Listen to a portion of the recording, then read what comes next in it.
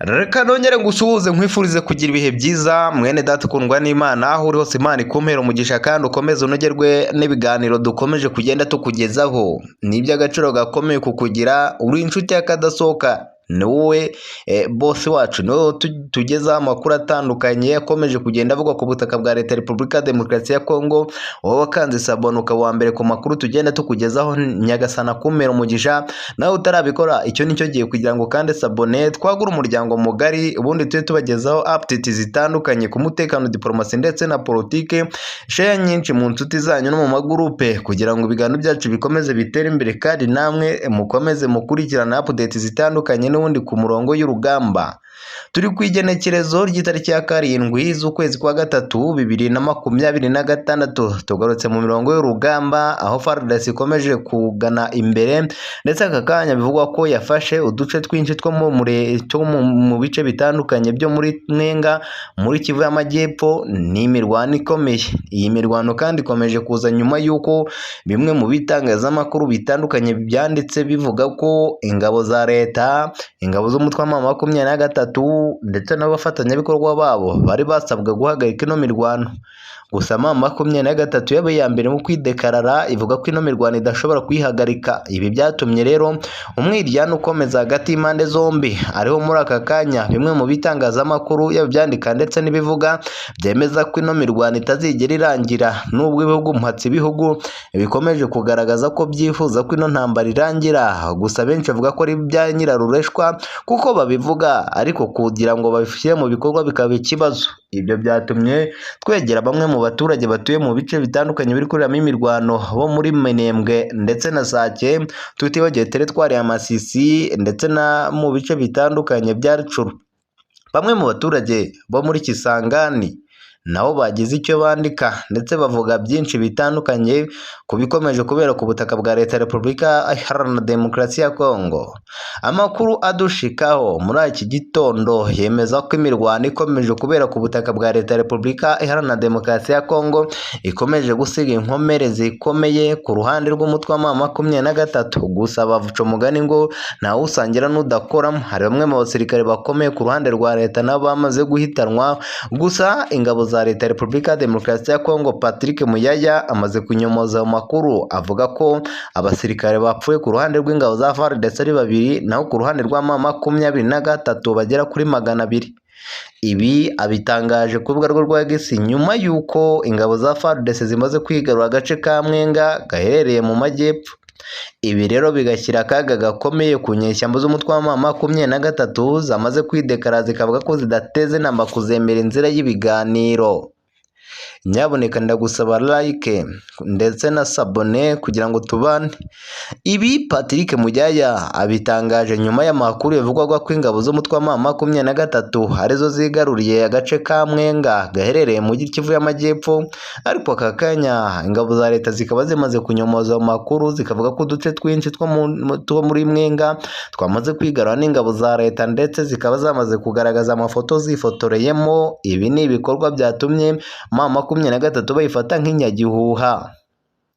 Ibihugu bikomeye ku isi byategetse imirwano guhagarara mu Burundu mu burasirazuba bwa Repubulika ya Demokarasi ya Kongo. Gusa umutwe wa M23 ibyo abitewe twatse uvuga ko utagomba guhagarika imirwano utarihorera, cyane cyane kuri leta, aho ishinja leta kwica bamwe mu basirikare bayo. Ibyo rero byatumye ibihugu mpuzamahanga bisa naho bigosorera mu rucaca, kuko aka kanya M23 binyuze muri Bertrand Bisimwa yamaze kwemeza ko imirwano M23 izarwana umuherezo mpaka ku munota wa nyuma. Ibi byatumye twegera bamwe mu baturage batuye muri Kisangane batubwira ko M23 ikomeje kumisha ibisasu bikomeye ititaye ku baturage bariyo, ndetse bigahitana bamwe mu baturage.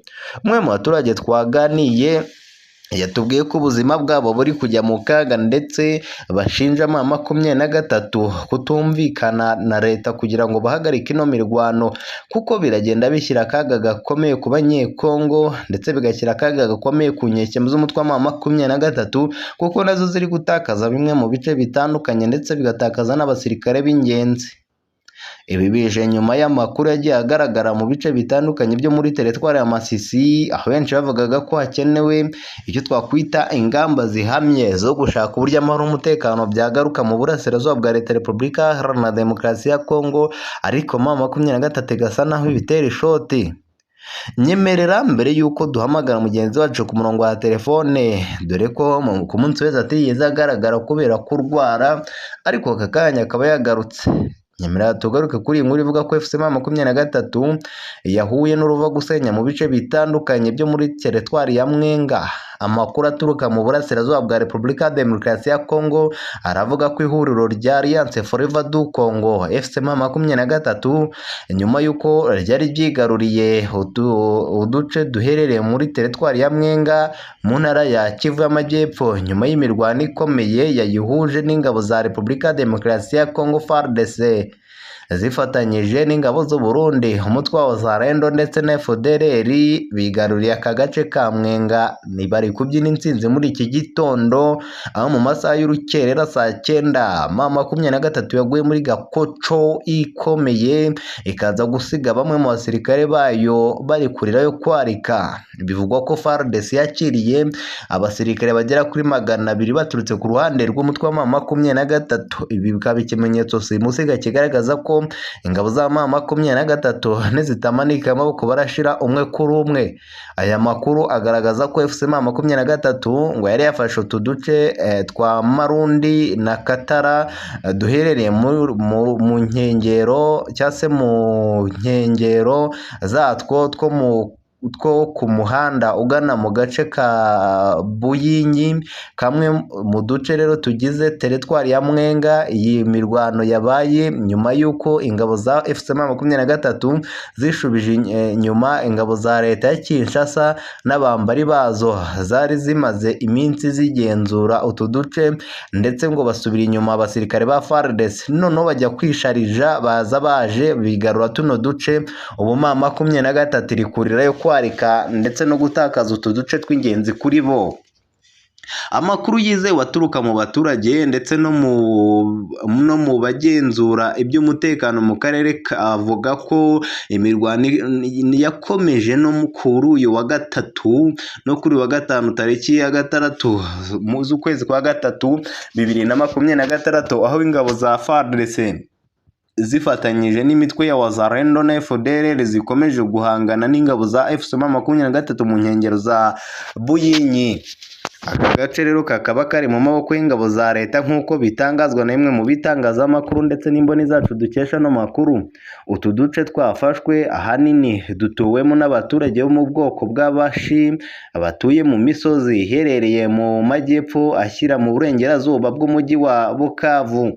Iki ni ikimenyetso kigaragaza ko ingabo za leta zishaka kwisubiza Bukavu mu buryo bwihuse. Amakuru ava muri aka gace asobanura ko umuntu uvuye mu mujyi wa Bukavu yerekeza mu majyepfo agana uburengerazuba aribwo agera mu gace ka Buyinyi, aho ubu imirwano iri kubera. Aka gace gafite akamaro kanini mu bijyanye n'ubwikorezi n'ubucukuzi kuko gahuriza hamwe imihanda ingana mu bice bitandukanye bya Mwenga ndetse no mu misozi igana mu mujyi wa Uvira. Urumva rero ko ingabo za FARDC zafashe agace gakungahaye ku mijyi myinshi, kandi bigaragaza ko M23 nidahindura amahitamo bishobora kurangira ikubiswe ndetse igasubizwa inyuma mu buryo bugaragara. Mu makuru yacu ataha turaza kwifashisha mugenzi wacu ku murongo wa telefone kuko yamaze kutubwira ko yahageze. Atubwire mu by'ukuri ni iki kigiye gukurikiraho nyuma y'imirwano ikomeje kugenda isakiranya impande zombi. Kongera gukara kw'imirwano mu ntara ya zombi za Kivu y'Amajyaruguru ndetse na Kivu y'Amajyepfo bije nyuma y'uko ingabo za leta ya Repubulika ya Demokarasi ya Kongo zimaze iminsi zigaba ibitero mu bice bitandukanye birimo Minembwe, inkengero zaho ndetse na Mikenke. Nyuma y'ibi bitero M23 yatangaje ko igiye gusubiza inyuma ingabo za leta aho ziri hose mu bice byagenzurwa n'uwo mutwe, nyuma y'uko umutwe wabyigambye nyuma yo gutakaza ibyo bice.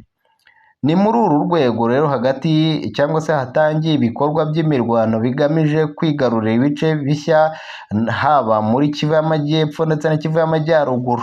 Ibi bituma rero imirwano ifata indi ntera mu burasirazuba bwa Leta ya Repubulika ya Demokarasi ya Kongo, aho abenshi bavuga bati M23 nyaboneka tukugira inama wahagarika imirwano inzira zikigendwa, kuko leta ifite abafatanyabikorwa benshi, nukomeza kugaragaza ko ushaka kurwana bizarangira ugiye upfa umwe ku wundi.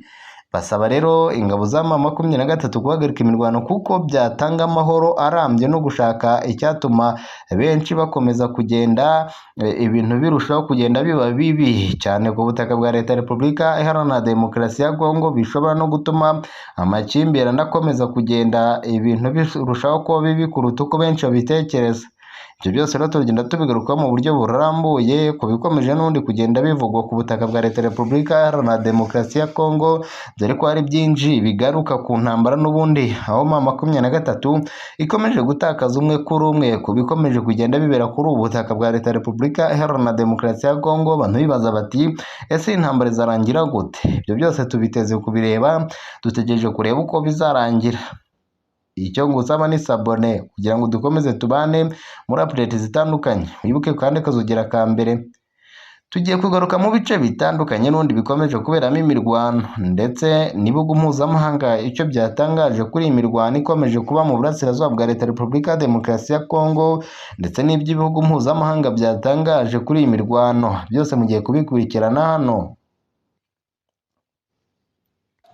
N'imperuka rero nk'uko benshi bakomeza kugenda bavuga bati M23 yakoze ikosa rikomeye ryo kwanga guhagarika imirwano. Muri aka kanya rero hakaba hari update zikomeye ziganisha mu mirwano n'ubundi karabutaka. Benshi bati rero muri iki gitondo hakwiye gufatwa imyanzuro yo guhagarika ino mirwano. Nibyo bintu bya mbere biri gusabwa, ariko kugira ngo bishyirwe mu bikorwa nabyo ni ikindi, kuko aka kanya haragaragara amakuru hagaragaza ko imirwano ikomeje gufata indi cyane cyane mu burasirazuba bwa Leta ya Repubulika Iharanira Demokarasi ya Kongo, aho mu bice bitandukanye bya muri Kivu y'Amajyepfo hakomeje kumvikana imirwano muri teritwari ya Masisi. Ibice bitandukanye bikomeje kwigarurirwa n'ingabo z'umutwe witwaje intwaro M23 nk'uko ibitangaza, gusa mu minota mike tukumva update zikomeye ingabo za leta zibyigarurira zibyisubiza. Mu by'ukuri bivuze ko leta cyangwa se ingabo za FARDC, FDNB, ingabo z'u Burundi, tutibagiwe n'ingabo za Tanzania, abacancuro bakomeje gukora icyo twakwita operation militaire yo gusubira inyuma, ubundi bagakora auto defense yo kwigarurira ibi bice mu buryo bwemewe nk'uko amakuru hadushikaho abivuga.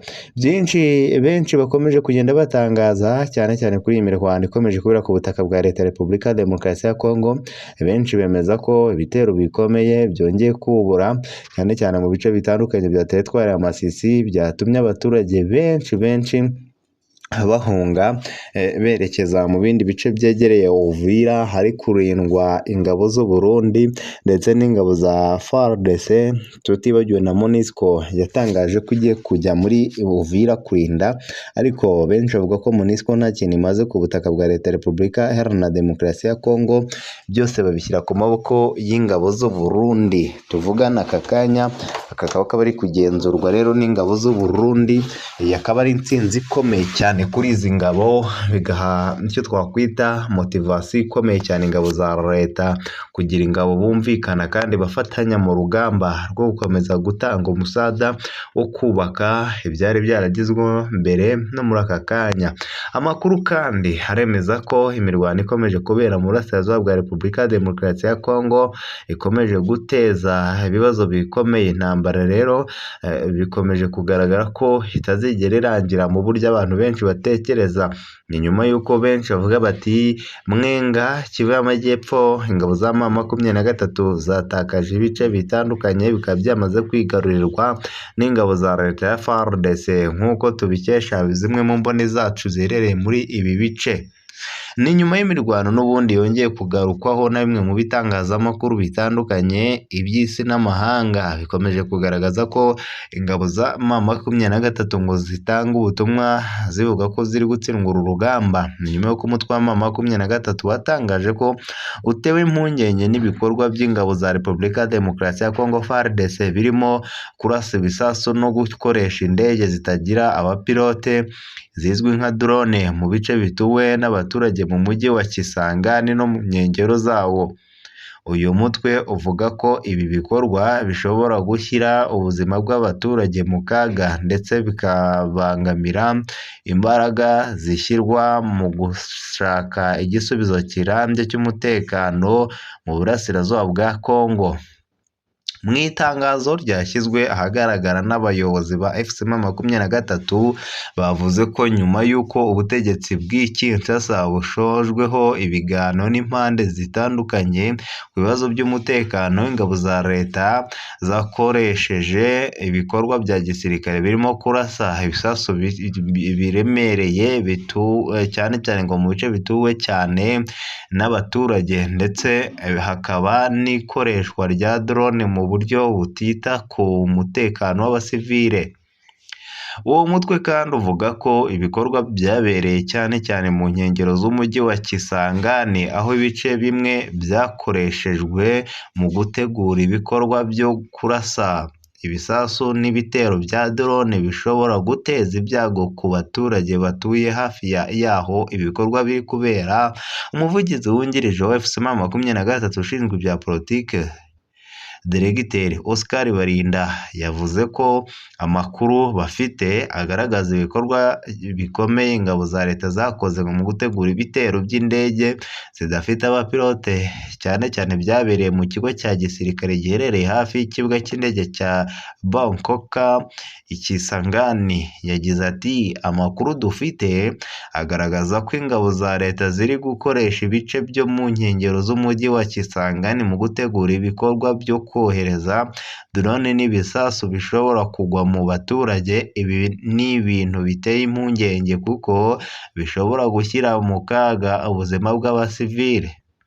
Yakomeje avuga ko M23 ifite amakuru yizewe ko bamwe mu bakomando b'ingabo za leta bageze i Kisangani bagamije gukomeza ibikorwa bya gisirikare mbere y'uko bajya ku murongo w'urugamba. Yunzemo ati ingabo z'abakomando zigenda zizana ibikoresho n'imbaraga z'igisirikare, bigaragara ko hari gahunda yo kongera imirwano aho gukomeza inzira z'ibiganiro. Nyamara igikwiye ni gahunda yo guhagarika ibikorwa bya gisirikare tugashyira imbaraga mu biganiro by'amahoro, ariko ibyo biganiro by'amahoro ingabo za M23 zo ntizibikozwa. Oscar Barinda yatanze ubutumwa bukomeye ati twebwe ntabwo dushaka ikijyanye n'inzira y'ibiganiro, ahubwo twebwe dukeneye kwihumura kuri leta nyuma yo kwicira abasirikare benshi batandukanye. Ku rundi ruhande ubuyobozi bw'intara ya Chopo bwatangaje ko tariki ya mbere z'ukwezi kwa gatatu igitero cya drone cyagabwe hafi y'ikibuga cy'indege cya Bangkok Kisangani, ariko nyuma M23 yigambye ko icyo gitero ariyo kigabye kandi igaragaza ko cyari kigamije gusenya drone za leta zikoreshwa mu kugaba ibitero ku baturage ndetse no kwica abasirikare ba M23. Ibi birego bya M23 bije mu gihe intambara mu burasirazuba bwa Repubulika ya Demokarasi ya Kongo imaze imyaka myinshi ihanganishije akarere cyane cyane mu ntara ya Kivu y'Amajyaruguru, Kivu y'Amajyepfo na Ituri. Mu rwego rwo gushaka igisubizo kirambye, ibihugu byo mu karere byatangije inzira zitandukanye z'ibiganiro bigamije guhuza impande zihanganye no gushaka amahoro arambye mu burasirazuba bwa Repubulika Iharanira Demokarasi ya Kongo. Nubwo ibi bimeze bityo, ibikorwa bya gisirikare bikomeje kuvugwa ku mpande zombi, bituma amahirwe y'amahoro asa n'ari kure cyane, mu gihe abaturage bo mu burasirazuba bwa Repubulika ya Demokarasi ya Kongo bavuga ko ino ntambara ikomeje kandi ikomeje kubibasira bigatuma bamwe na bamwe bahunga. benshi bati byugarije intambara cyane bino bitero ndetse hakorwa ibishoboka kugira ngo imirwano ihagarare ariko nta gishya kivamo, hagashyirwa imbere inzira y'ibiganiro by'umwihariko no gushaka amahoro, ariko ibyo byose biba imfabusa kuko n'ubu imirwano irakomeje, ingabo za FARDC zikomeje kwigarurira ibindi bice bitandukanye.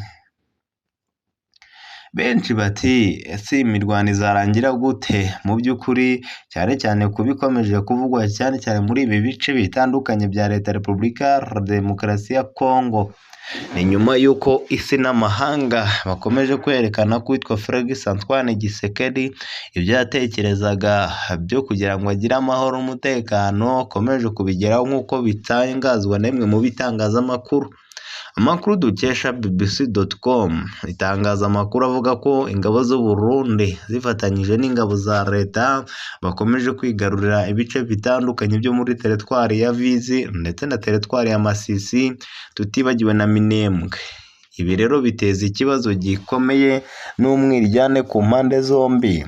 Muri aka kanya tugana ku musozo, hakomeje kugaragara amakuru agaruka mu bice bitandukanye byo muri teritwari ya Masisi, ubuzima bw'abanyekongo bugakomeza kujya mu kaga gakomeye.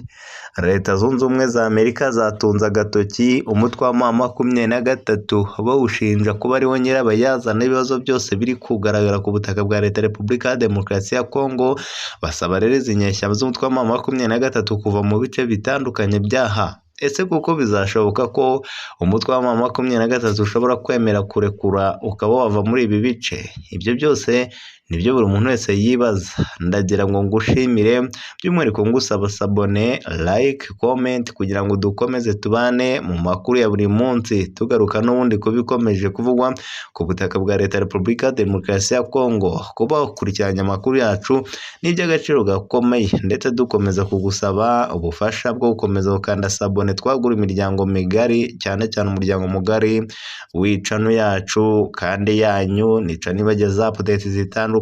Nimugomba kwitererana rero, tugomba kubana umunsi ku wundi mu bikomeje n'undi kugenda bigaragara mu burasirazuba bwa Kongo, ndetse tureba n'icyakorwa kugira ngo amahoro n'umutekano bigerweho.